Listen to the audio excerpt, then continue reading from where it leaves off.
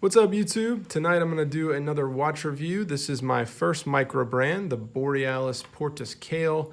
This is a 300-meter dive watch with a screw-down crown, a nice coin-edge bezel, sapphire, AR-coated crystal, nice old Borealis mermaid logo on the back, beautiful bracelet, just all-around great watch. This retailed for, I want to say $320 when he came out. He had the pre-order for $160 and then match another $160 when it comes out. You can get this on the secondary market under $250, I believe. There's several different versions of it, so prices are kind of ranged depending on which version. But this is the no date, which I think is maybe not more rare, but you don't see them pop up on the secondary market quite as much. And I think it's an older version because the newer day dates have the new Borealis logo on the back. I don't really like that logo a lot. I love the mermaid, so I was really happy to get one with the mermaid on the back. Real quick, size comparisons. So I'll bring in the turtle. So it's a little bit smaller. I believe it's a 42, but I can't remember. And then the SKX 009. It's definitely a flatter watch. So you can see with the angled lugs, it wears very nicely on the wrist.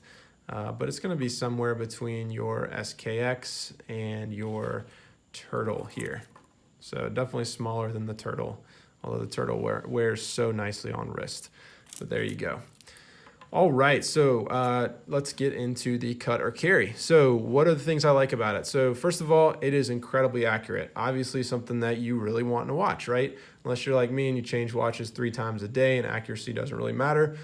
It is very nice to have a watch that is accurate. So this is the Miyota 9015 movement. It is incredibly accurate. If I am wearing this regularly, it's keeping like 2 seconds a day, which is just phenomenal. That's on par with some Swiss automatics that I have, like from Hamilton. And that's just amazing for what you're paying for this watch. I mean, that is a fantastic movement. Does take some getting used to because those Miyotas, you can feel them running around back there. You'll kind of feel the vibration, but kind of cool to experience a new movement when I'm used to Seikos. What else? So the Lume. This is the CX31 Super Luminova. It is phenomenal, just super, super bright. Obviously, I'm not going to be able to get it here, but you have Lume on the bezel itself. You have Lume on the hands, the markers, and the second hand, and it is bright, bright, bright. I mean, I have, if you walk from outside, inside, it is like a flashlight on your wrist. It is so bright. It puts all other watches to shame. It can be awkwardly bright sometimes depending on the context, but it's really, really, really cool because I've never seen anything like that. What else? The coin edge bezel, very easy to grab. I don't know if this is DLC coated or what, but it's held up very well. It's a little tight. It is a little loud. It's not my favorite sound when I'm turning the bezel, but it is always very easy to grab and rotate, and so that's been something very nice. Also because the crown here, which is kind of an angled crown, and that's been surprisingly one of the things that I really, really like about this watch. But the crown also has this kind of coin edge that matches the bezel very nicely. And so the crown is just very easy to unscrew and pop out and wind. So it winds very smoothly, and that's been one of the things that I've really, really enjoyed about the watch, which is kind of a weird thing because I just didn't really expect to, really enjoy the crown of a watch. But I have, and it's a screw-down crown, screws in very, very smoothly, which is great. Polished hands, something I always like. The SKXs do this, but they don't do it on the second hand, and that's something I really like about this. One of the things I've noticed when driving in the car and stuff, just looking at the watch at any angle, typically the sun or the light is going to grab those polished hands, and it just makes for a very readable watch. So pretty much in any situation, you're going to be able to read this watch because of either the polished hands or the Super Luminova. Probably my most readable watch in that respect. What else? The angled lugs. Angled lugs on this watch make all the difference. It is, not a dinner plate at all, but it is a larger dial with no domed crystal or anything like that. So it has the possibility of sitting very flat and looking very large. However, because of the angled lugs here, it is just a beautiful watch to wear. It hugs the wrist very, very nicely, leaving no gap at all, which is really, really nice. And so I found this to be just a crazy comfortable watch to wear, in part due to those angled lugs and in part due to a bracelet that is just a beautiful bracelet. It is super, super comfy. This is just a, because of the comfy bracelet and the accuracy and the fact that it's a no date and it's so readable, this has just become my go-to if I just need a quick automatic watch to grab. This is what I'm going to do because it looks professional.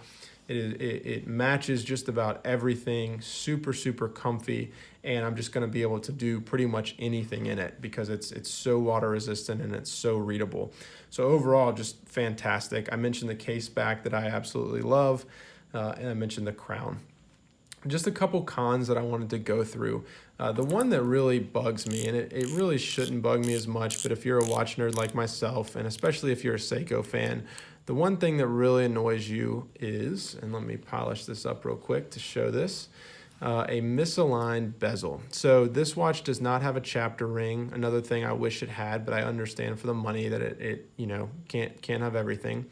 But I do wish that it could have an aligned bezel. You can see we are kind of good over here, here, but this pip up here is just totally off center with the 12 o'clock. So it's got a double marker at the very top.